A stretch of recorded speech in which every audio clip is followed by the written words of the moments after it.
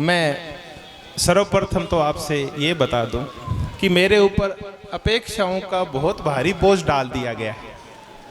यही अपेक्षाएं हम बच्चों से जब करते हैं तो मुझे ये फील हो रहा है कि वो क्या फील करते होंगे जब हम उनसे ये कहते हैं कि तुझे डॉक्टर बनना है, हम उससे ये कहते हैं कि तुझे पायलट बनना है, और हम जब उससे ये कहते हैं कि तुझे इंजीनियर बनना है।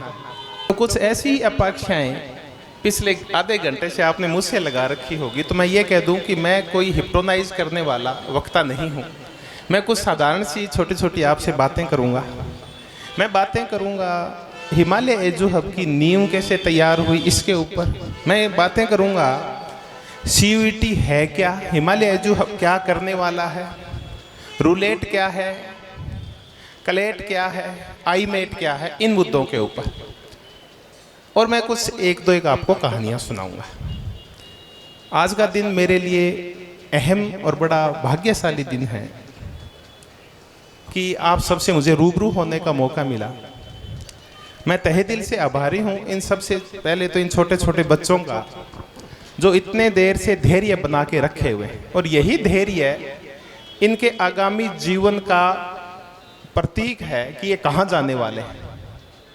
फिर मैं हमारे अतिथियों का जो हमारे एक बुलाए के ऊपर अपना पूरा समय दे के यहाँ आए, मेरे परिवारजन जो गांव से आए हैं, मेरे और विद्यार्थी, मेरे छोटे भाई जो मैंने क्लास में एक बार कहा वो आए, उन सब का पुनः तहे दिल से धन्यवाद। और धन्यवाद एजू हब टीम का जिन्होंने मुझे इस लायक समझा कि मुझे आपसे रूबरू होने का मौका दिया। मैं अपनी बात शुरुआत करूं हरिवंश राय बच्चन जी की एक बड़ी फेमस कविता है। कविता क्या है, एक पूरी पुस्तक है मधुशाला। उसकी 2 पंक्तियां मैं आपसे साझा करूंगा और फिर मैं अपनी बातें रखना शुरू करूंगा। मदिरा ले जाने को घर से चलता है पीने वाला, मदिरा ले जाने को घर से चलता है पीने वाला, किस पथ जाऊं असमंजस में है वो भोला भाला, किस पथ जाऊं असमंजस में है वो भोला भाला, अलग अलग पथ बतलाते सब, अलग अलग पथ बतलाते सब, पर मैं ये बतलाता हूँ राह पकड़ तू एक चला चल, राह पकड़ तू एक चला चल, पा जाइएगा मधुशाला, पा जाइएगा मधुशाला। तो मैं कुछ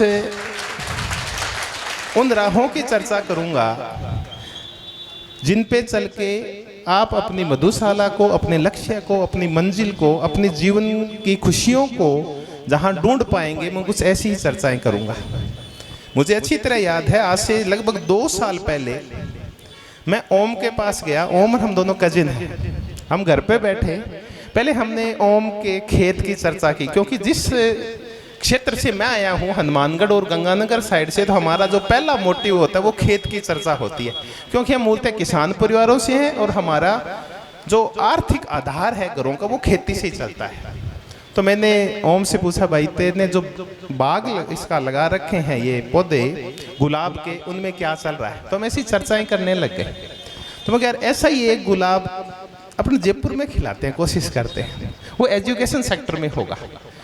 तो तू पहले राजस्थान विश्वविद्यालय में पढ़ा जयपुर में, फिर तो दिल्ली यूनिवर्सिटी चला गया दिल्ली, तो ये गुलाब वाला काम तो अपने ऑनलाइन भी कर लेंगे, थोड़ा डील ही तो करना है लोगों को, वो वैसे डील कर लेंगे, चाचा जी घर हैं वो डील कर लेंगे, लेबर को डील ही तो करना है। तो जयपुर आ जाए यार भाई, अपन कुछ नया करने की सोचते हैं। तो आज से 2 साल पहले एक ऐसे ही दीपावली का ही अवसर था, आज से कोई 10-15 दिन बाद का, कि औचक रूप से हमने ये प्लान किया। और मुझे ये नहीं पता था कि एक दिन ऐसी साधारण सी की गई बात हम सबको यहाँ इकट्ठा कर देगी। तो ये मैंने इसका पृष्ठभूमि बताई कि ये संस्थान खड़ा कैसे हुआ। अब मैं आपको थोड़ा सा CUET के बारे में बताऊंगा। पहले कॉमन यूनिवर्सिटी एंट्रेंस टेस्ट आपको किसी भी देश के केंद्रीय विश्वविद्यालय से, जो नामी विश्वविद्यालय हैं, चाहे उनमें दिल्ली यूनिवर्सिटी हो, चाहे JNU हो, चाहे जामिया मिलिया हो, चाहे बनारस हिंदू यूनिवर्सिटी हो, तो जितने भी केंद्रीय विश्वविद्यालय हैं वहाँ से अगर आपको ग्रेजुएशन करनी है, बीए करनी है, तो उसका एक ही रास्ता है और वो सीयूईटी होके निकलता है। आपको अगर वहाँ एडमिशन लेना है, चाहे आप बीए कर रहे हैं, चाहे आप बीएससी कर रहे हैं या बीकॉम कर रहे हैं, तो आपको सीयूईटी का एग्ज़ाम देना ही होगा। उसके बाद देश के जितने भी प्रसिद्ध विश्वविद्यालय हैं, चाहे उनको टाटा चलाता हो, चाहे उनको अंबानी चलाता हो और चाहे उनको अजीम प्रेम जी चलाते हो, उन सब विश्वविद्यालयों का रास्ता भी सीयूईटी होके ही जाता है। तो जिनको इस फील्ड में आना है, जिनको ग्रेजुएशन करनी है और अपने सपनों को नया रूप और नई धार देनी है, कुछ ट्रेडिशनल सेक्टर जिनको हमने पकड़ रखा है उनको छोड़ के कुछ नए क्षेत्र खोजने हैं, तो आपको उन विश्वविद्यालयों में जाना होगा। वो आपकी पर्सनैलिटी डेवलप करते हैं, वो आपको नौकरी की तो गारंटी नहीं देते, लेकिन एक अच्छे जागरूक नागरिक होने की गारंटी जरूर देते हैं। आपके व्यक्तित्व का ऐसा निर्माण कर देते हैं कि फिर आप किसी भी सेक्टर में जाएंगे तो आप पीछे नहीं रहेंगे। मैं थोड़ा सा ये बताऊं कि ये विश्वविद्यालय करते क्या है। मैं भी गांव से उठ के आया और मुझे थोड़ा सा मौका ये मिला कि मुझे राजस्थान विश्वविद्यालय में पढ़ने का मौका मिला। मैं तो सिर्फ यही कहूँ कि अगर मैं गांव के किसी कॉलेज में पढ़ा होता, उसकी बजाय मैं पढ़ने के लिए जयपुर आ गया, तो मैं आज आपके सामने हूँ। और अगर आप डीयू में चले गए तो हो सकता है यही बातें आप कल को दिल्ली में कह रहे होंगे, या हो सकता है कल को ये बात लंदन में बोले, या हो सकता है आप यही बातें वाशिंगटन में बोले। तो आप सीयूईटी की तैयारी जब करें तो ये सोच लें कि आप देश के बेहतरीन विश्वविद्यालयों में जा रहे हैं, जहाँ से इस देश के नीति नियंता निकलते हैं, नीति निर्माता निकलते हैं, इस देश को चलाने वाले निकलते हैं। दूसरा, कलेट के माध्यम से आप जितने भी एनएलयूज हैं, नेशनल लॉ यूनिवर्सिटीज हैं, जो एलएलबी करवाती हैं, उसके बाद एलएलएम करवाती है, इंटीग्रेटेड प्रोग्राम करवाती है, उनके लिए है। तीसरा है रूलेट। राजस्थान विश्वविद्यालय का जो लॉ डिपार्टमेंट है, इस टाइम राजस्थान यूनिवर्सिटी का टॉप डिपार्टमेंट है, तो आप वहाँ भी जा सकते हैं। उसके बाद है आईपी मेट। अगर आपको मैनेजमेंट में जाना है तो आपको आईपी मेट का एग्ज़ाम देना होगा। तो अगर आप अच्छा वकील बनना चाहते हैं, अगर आप अच्छा मैनेजर बनना चाहते हैं, अगर आप अच्छे किसी भी संस्थान के एमडी बनना चाहते हैं, तो आपके लिए आईपी मेट है, आपके लिए रूलेट है, आपके लिए कलेट है। और अगर आप अन्य सेवाओं में जाना चाहते हैं, आप चाहते हैं कि आप प्रोफेसर बने, आप ये चाहते हैं कि आप एक अच्छे वक्ता बने, आप एक मोटिवेशनल स्पीकर बने, तो इन सब का रास्ता फिर सीयूईटी से होके जाता है। अब ये सारे एग्ज़ाम एक कॉमन पैटर्न के ऊपर आधारित है। आपको रीजनिंग करनी होती है, आपको मैथ्स करनी होती है, आपको रेगुलर जीके पढ़ना होता है, और आपको अपने अपने विषय पढ़ने होते हैं जो आपके पास 12th में है। बस इन्हीं के माध्यम से आप इन सब एग्ज़ाम्स को पास कर सकते हैं। कुछ नया नहीं पढ़ना होता, बस रेगुलर पढ़ना होता है। तो एक जो पेरेंट्स बैठे हैं वो और जो बच्चे बैठे हैं, थोड़ी सी एक आदत ये डेवलप कर लें कि डेली न्यूज़पेपर्स पढ़ना शुरू कर दें, थोड़ा थोड़ा जीके पढ़ना शुरू कर दें, कोई एक छोटी बुक ले आए, फिर बड़ी बुक ले आए और रेगुलर पढ़ना शुरू कर दें। आप देखेंगे कि आपका किसी भी अच्छी जगह पे सिलेक्शन हो जाएगा। हिमालय एजू हब ने यही कुछ सोच के और कुछ प्रोग्राम्स बनाए हैं बड़े साइंटिफिक तरीके से। उसमें एक प्रोग्राम है फाउंडेशन का। हम 11th और 12th के दोनों साल के बच्चों को शुरुआत से ही प्रिपेयर करवाते हैं कि आप कैसे सीयूईटी को क्रैक कर सकते हैं, कैसे आप कलेक्ट करेंगे, कैसे आप रूलेट को क्रैक करेंगे। इस सब के लिए कुछ नहीं करना होता, आपको डेली 2 से 3 घंटे देने होते हैं। बस थोड़ा सा चेंजेस ये आता है आपके पैटर्न में कि आप जब स्कूल्स में पढ़ते हैं तो उन स्कूल्स में आपको जो पढ़ाने का तरीका है वो डिस्क्रिप्टिव है, उसमें आपको बड़े बड़े क्वेश्चंस याद करवाए जाते हैं। और मैं जिन एग्जाम्स की बात कर रहा हूँ, जिसकी तैयारी हिमालय एजू हब करवा रहा है, वो MCQs बेस्ड है। उसमें वस्तुनिष्ठ प्रश्न आते हैं, ABCD वाले क्वेश्चंस आते हैं। तो आपको पढ़ने का थोड़ा सा पैटर्न चेंज करना होगा, थोड़े से फैक्ट्स पहले से ज़्यादा याद करने होंगे, तथ्य थोड़े से ज़्यादा याद करने होंगे, मुद्दों की समझ थोड़ी गहराई के साथ करनी होगी, क्योंकि बड़े क्वेश्चन याद करते हैं तो 10 में से 5 कर लेते हैं तो पास हो जाते हैं। इसमें तो आपको लाइन टू लाइन हर चीज़ समझनी होगी। बस हिमालय एजू हब ने यही कुछ सोच के और बड़े मनोवैज्ञानिक गहनता के साथ और बड़े साइंटिफिक पैटर्न के ऊपर एक पूरा शेड्यूल तैयार किया है, एक पूरा सिस्टमेटिक ढंग से सिलेबस तैयार किया है जो आपकी सफलता को सुनिश्चित करता है। तो जो भी बच्चे 11th में हैं, जो बच्चे 12th में हैं, वो फाउंडेशन भी कर सकते हैं। वो हम मार्च से लेके जब आपके एग्जाम्स हो जाएंगे 12th के, चाहे आप किसी भी स्ट्रीम के हैं, चाहे ह्यूमैनिटीज के हैं, साइंस के हैं, चाहे कॉमर्स के हैं, उसके बाद आपके पास 2 महीने होंगे CUT देने के लिए, क्लैट और रूलेट देने के लिए। तो मार्च के बाद आप फ्री होके भी 12th वाले बच्चे आप जुड़ सकते हैं हिमालय एजू हब से। आपको 2 महीने में टेस्ट सीरीज के माध्यम से, रेगुलर क्लासेस के माध्यम से आपकी तैयारी को पूरी धार दे दी जाएगी, पूरी शार्प कर दी जाएगी। अब देखिए भविष्य क्या है, मैं ये बताऊं। अभी CUT के बारे में कम जानते हैं, लेकिन पहली बार, तीसरा साल है, पहली बार इसके 8 लाख के आसपास फॉर्म अप्लाई हुए थे। पिछले साल इसके 15 लाख के आसपास फॉर्म अप्लाई हुए हैं। इस बार हम ये मान रहे हैं कि ये आंकड़ा लगभग 25 लाख के आसपास जाएगा।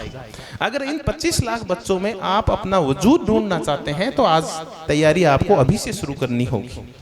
आप पढ़ते जाएं, कुछ विशिष्ट नहीं पढ़ना। आपकी जो 12th की बुक्स है वही पढ़नी है, बस उनको पढ़ने का थोड़ा सा तरीका चेंज करना होगा। तो मैंने आपको CUT, क्लैट इन सब के बारे में बताया। अब मैं आपको एक छोटी सी कहानी सुनाता हूं, फिर अपनी बात को विराम दूंगा। एक बार कोई नया मकान बन रहा था, कोई कॉलोनी डेवलप हो रही थी। उस मकान के आसपास चूंकि बहुत सारी खाली जगह थी, तो उस कॉलोनी के बहुत सारे बच्चे वहां खेलने के लिए आते थे। और चूंकि वहां बच्चे आते थे तो एक बुजुर्ग थे जिनका टाइम पास नहीं होता था, वो भी उनको देखने के लिए आ जाते थे कि बच्चे खेल क्या खेलते हैं। तो वो बच्चे क्या करते, वो रेलगाड़ी खेलते। एक बच्चा सबसे आगे खड़ा हो जाता, पीछे वाला उसका शर्ट पीछे से पकड़ता, फिर उसके पीछे वाला इससे पीछा शर्ट पकड़ता, और ये पूरे एक इंजन से लेके और गार्ड के डब्बे तक सारे सेट हो जाते, और फिर वो गोल गोल घूमते हुए खेलते।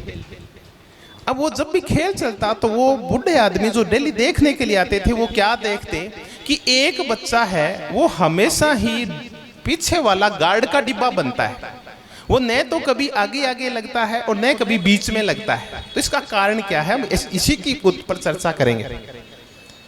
अब क्योंकि वो सारे बच्चे अपने रोटेट होते रहते हैं, जो बच्चा पहले राउंड में आगे आगे इंजन बना था वो बाद में बीच में जाके डिब्बा बनेगा, और जो डिब्बा बना है वो बाद में जैसे मौका आएगा तो क्या बनेगा, इंजन बनेगा, और वो रेलगाड़ी खेलेंगे। अब एक बच्चा मैंने कहा वो न तो कभी इंजन बना और न ही वो कभी डिब्बा बना, वो हमेशा ही पीछे वाला क्या बना, गार्ड का डिब्बा बना। तो वो बड़े उससे हुए प्रभावित कि यार तो हमेशा ही यहाँ क्यों आता है, इस पीछे वाले स्थान पे क्यों आता है। वो बोले कि आपको ज्यादा मेरे प्रति सिंपैथी रखने की कोई आवश्यकता नहीं है, आप आंखों में आंसू नहीं लाएं, क्योंकि इससे मैं कमजोर हो जाऊंगा। आप ये देखिए कि एक गेम चल रहा है और इस गेम की एसेंशियल शर्त ये है, प्राथमिक शर्त ये है कि इसमें जो भी आगे आएगा उसके शर्ट पहना हुआ होना चाहिए, ताकि पीछे वाला बच्चा उसकी शर्ट पकड़ सके। क्योंकि मैं इस कॉलोनी का बच्चा नहीं हूँ, मेरे माँ बाप है वो यहाँ नींव खोदने का काम करते हैं, वो मजदूर है इस मकान के। तो हम मेरे पास पहनने के लिए शर्ट नहीं है, शर्ट नहीं है तो मैं आगे लगूंगा तो मेरे शर्ट पकड़ेगा कौन, क्योंकि मेरे पास शर्ट है ही नहीं। तो मैं हमेशा ही कौन सा डिब्बा बनता हूँ, गार्ड का डिब्बा बनता हूँ। तो क्या बेटा तू कहना क्या चाह रहा है, मुझे ये बता कि देखिए मैं वृद्ध पुरुष में ये कहना चाह रहा हूँ कि कितना ही मेरे पास अभाव होगा, लेकिन उसके बावजूद मैं इस गाड़ी का क्या हूँ, हिस्सा हूँ। मैंने अपने आप को खेल से बाहर नहीं किया है। अब ये सारी स्टोरी ये बताती है कि आपकी स्थितियां चाहे कुछ ही हो, आप ये कहें कि मुझे कम याद होता है, आप ये कहें कि मुझे कोई चीज़ 10 बार पढ़नी पड़ती है, आप ये कहें कि मेरी लिखाई बहुत खराब है, आप ये कहें कि मेरी पढ़ने की स्पीड बहुत कम है, इससे कोई फर्क नहीं पड़ता। फर्क इससे पड़ता है कि आप उस खेल में शामिल है या नहीं है। तो आपकी कोई भी विपरीत परिस्थिति हो, आप हमेशा ही क्या रहें, खेल में शामिल रहें। मेरा आप सबसे जो भी बैठे हैं पेरेंट्स, उन बच्चों को भी यही कहें कि आप खेलें, हार और जीत तो चलती ही रहती है, बस आप रेलगाड़ी के साथ जुड़े रहें, खेल को खेलते रहें। एक दिन आप जरूर अपनी मंजिल पे पहुंचेंगे। तो मैं आपसे यही पूछूं, क्या वो उस रेलगाड़ी जब अपनी मंजिल पे स्टेशन पे पहुंचती है तो अकेला इंजन पहुंचता है या गार्ड का डिब्बा भी पहुंचता है? वो गार्ड का डिब्बा भी पहुंचता है। बस आप अगर रेलगाड़ी से अलग हो गए तब आप अपनी मंजिल पे नहीं पहुंच पाओगे। तो कुल मिला के यही है कि आप संघर्ष जारी रखें जीवन में, आप अपनी मंजिल पे जरूर पहुंचेंगे। अंत में मैं 1-2 लाइनें बोलूं, फिर अपनी बात समाप्त करूंगा। मैं अक्सर यही बोलता हूं क्योंकि ये मेरे ऊपर भी अक्सर लागू होती है। मैं कोई इतना बड़ा आदमी नहीं हूँ जितनी मेरी हाइप क्रिएट कर दी गई है। मैं यहाँ एक गवर्नमेंट कॉलेज है उसमें शिक्षक हूँ और राजनीति विज्ञान पढ़ाता हूँ। ये यहाँ एक संस्थान है छोटी सी कलाम अकेडमी, वहाँ भी मैं बच्चों को पढ़ाता हूँ। मेरे बराबर के साथी हैं, हम आपस में चर्चा करते करते पढ़ लेते हैं। तो मैं सबके लिए यही कहूँगा कि रफ्ता रफ्ता दिन बीता, रफ्ता रफ्ता दिन बीता, धज्जी धज्जी रात मिली, रफ्ता रफ्ता दिन बीता, धज्जी धज्जी रात मिली, जिसका जितना आंचल था उतनी ही सौगात मिली, जिसका जितना आंचल था उतनी ही सौगात मिली। तो मैं आपसे यही कहना चाहूँगा कि आप अपने आंचल को जितना ज़्यादा फैलाएंगे, आपको झोली में चीज़ें उतनी ही ज़्यादा आएगी। तो आप बड़े सपने देखें, अपनी आंचल को फैला के रखें, आपको सौगात उतनी ही बड़ी मिलेगी, आपको सफलता उतनी ही बड़ी मिलेगी। मुझे आज भी याद है, मैं साथी मनीष से यही चर्चा कर रहा था कि भाई मैं पहली बार जयपुर आया पढ़ने के लिए, नहीं पढ़ने के बाद जब मैं छोड़ के चला गया तो मैंने सोचा भी नहीं था कि मैं कभी ऐसे प्लेटफॉर्म को शेयर कर पाऊंगा। लेकिन एक जरूर मेरा सौपन था कि मैं अपनी जो झोली है उसको फैलाने में कसर नहीं छोड़ूंगा और उसके लिए प्रयासों में भी कसर नहीं छोड़ूंगा। परिणाम ये है कि आज मैं आपके सामने हूं और आप मेरे सामने। तो आप भी बड़े सपने देखें, कोई सपना ऐसा नहीं है जो असंभव हो। मैं जब खेत से चल के यहाँ आ सकता हूँ तो आप तो पहले ही मेरे से 1000 गुना अच्छी स्थिति में है, आप तो कहीं और भी जा सकते हैं। तो आप बड़े सपने देखें, उनको जीने के लिए प्रयास करें, आपके सारे सपने चरितार्थ होंगे। आपने मुझे मनोयोग और ध्यानपूर्वक सुना, इसके लिए मैं आप सबका तहे दिल से आभारी हूँ। Thank you very much. पूरा हिमालय एजू हब, बड़े भाई यादव साहब और छोटा भाई ओम जो इसके संचालक हैं, मैं तो इनके साथ कभी कभी मिलने आ जाता हूँ। हम चर्चाएं कर लेते हैं कि ये कहते हैं आप आते हैं तो हमें कुछ नई चीज़ें पता चल जाती है, कुछ मैं इनसे सीख लेता हूँ, कुछ मुझे ये सिखा देते हैं और अब ये कारवां चल रहा है। आप सब हमसे जुड़े, आप आए, आप सबका हार्टली थैंक्स, तहे दिल से धन्यवाद। इससे ज़्यादा मेरे पास आपके लिए शब्द नहीं है। आप जाते वक्त जो भी मेरे विशेष रहे वो मिल के जाएँ। आपका पुनः बहुत बहुत धन्यवाद। Thank you very much.